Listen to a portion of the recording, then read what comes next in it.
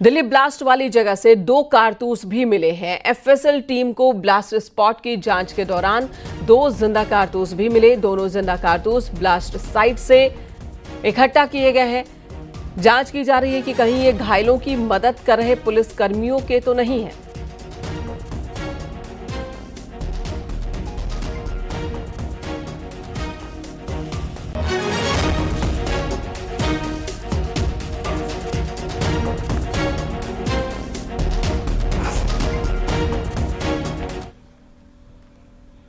इधर शाहजहांपुर में संवेदनशील इलाकों में निगरानी रखी जा रही है। पुलिस और प्रशासनिक अधिकारियों ने सड़क पर उतरकर सुरक्षा व्यवस्था को परखा।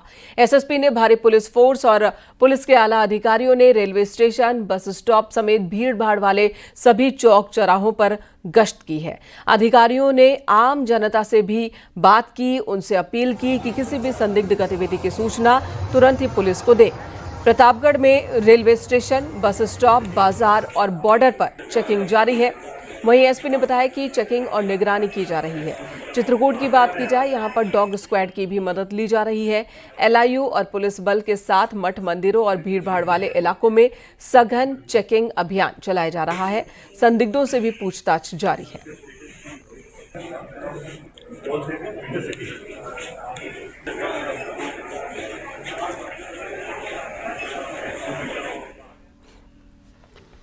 और अब खबर कानपुर से। आतंकी डॉक्टर शाहीन से जुड़ी बड़ी खबर है। शाहीन कानपुर के जीएसवीएम में लेक्चरर थी।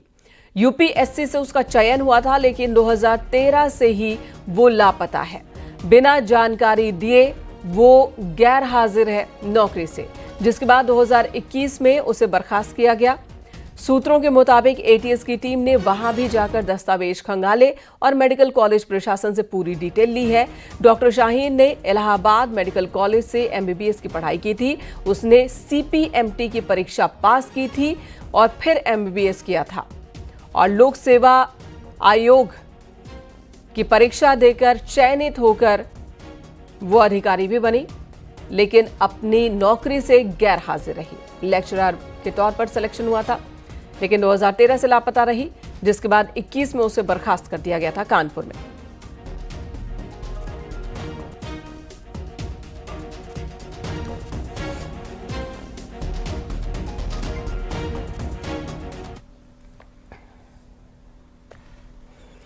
दिल्ली ब्लास्ट ने सियासी संग्राम भी छेड़ दिया है। लाल किले के पास धमाका हुआ तो विपक्ष सरकार पर हमलावर है और सरकार पर सवाल उठा रहा है।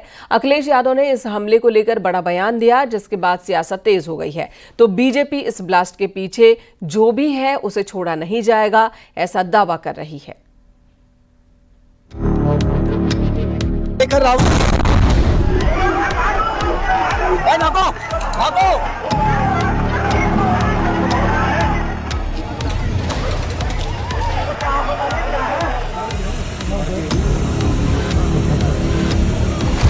एक तरफ दिल्ली ब्लास्ट पर एक्शन टू एक्शन जारी है, तो दूसरी तरफ सियासत भी अपने परवान पर चढ़ चुकी है। दिल्ली ब्लास्ट को लेकर राजनीति शुरू हो चुकी है।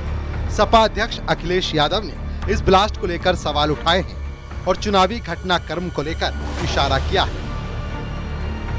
इंटेलिजेंस फेलियर मानिए, पहला प्राइमरी आप ये मानिए कि इंटेलिजेंस फेलियर है कि ये चीजें पहुंची कैसे, यहाँ आई कैसे।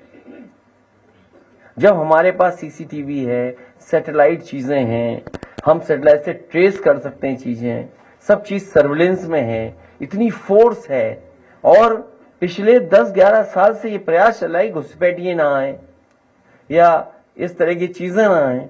कहीं ऐसा तो नहीं बोर्ड पड़ने जा रहा है कहीं पर। एक तरफ जहां विपक्ष सवाल उठा रहा है और सरकार पर हमला बोल रहा है, तो दूसरी तरफ बीजेपी नेताओं ने इस हमले के पीछे साजिश बताई है और कहा है कि इस ब्लास्ट की गहनता से जांच की जा रही है। जो कोई जहां तक तार जुड़े होंगे उसे बख्शा नहीं जाएगा। कल दिल्ली की जो घटना है बहुत ही दुखद है और निंदनीय है। प्रथम दृष्टया लगता है इसमें ये आतंकी फिदाइन हमला है और आतंकी संगठनों का इसमें पूरा का पूरा हाथ है, लेकिन जांच होगी इसमें, और जांच में दूध का दूध, पानी का पानी निश्चित रूप से किया जाएगा। निश्चित तौर से भारत ने और भारत के सुरक्षा बलों ने और सरकार ने बार बार इस तरह की जो हरकतें करने वाले हैं उनको ये सबक और संदेश बहुत सख्त दिया है कि जो भी इस तरह के जल्लादी जुल्म और जुर्म के जानवर हैं वो ज़मींदोज़ हुए हैं। और इसलिए भारत के लोगों का जो विश्वास है, भरोसा है, वो कभी भी जो है वो इस तरह की कायराना करतूतों से जो है वो कमज़ोर नहीं होता, बल्कि और मजबूत होता है और देश की सुरक्षा, देश की समृद्धि, देश की संप्रभुता के लिए जो है और सशक्त। लाल किले के पास ब्लास्ट पर सियासी संग्राम थमने वाला नहीं है। विपक्ष जहां इस ब्लास्ट पर सरकार और सुरक्षा पर सवाल उठा रहा है, तो सरकार भी विपक्षी नेताओं पर पलटवार करने से रुक नहीं रही है। Bureau report, news 18, UP Uttarakhand.